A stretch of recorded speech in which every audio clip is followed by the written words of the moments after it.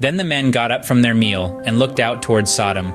As they left, Abraham went with them to send them on their way. "Should I hide my plan from Abraham?" the Lord asked. "For Abraham will certainly become a great and mighty nation, and all the nations of the earth will be blessed through him. I have singled him out so that he will direct his sons and their families to keep the way of the Lord by doing what is right and just. Then I will do for Abraham all that I have promised."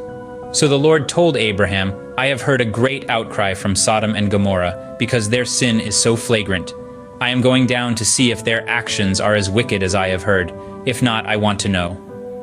The other men turned and headed toward Sodom, but the Lord remained with Abraham. Abraham approached him and said, "Will you sweep away both the righteous and the wicked? Suppose you find 50 righteous people living there in the city. Will you still sweep it away and not spare it for their sakes?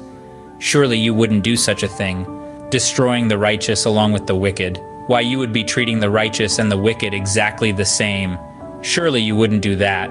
Should not the judge of all the earth do what is right?" And the Lord replied, "If I find 50 righteous people in Sodom, I will spare the entire city for their sake." Then Abraham spoke again. "Since I have begun, let me speak further to my Lord, even though I am but dust and ashes. Suppose there are only 45 righteous people rather than 50? Will you destroy the whole city for lack of 5? And the Lord said, "I will not destroy it if I find 45 righteous people there." Then Abraham pressed his request further. "Suppose there are only 40? And the Lord replied, "I will not destroy it for the sake of the 40. "Please don't be angry, my Lord," Abraham pleaded. "Let me speak. Suppose only 30 righteous people are found."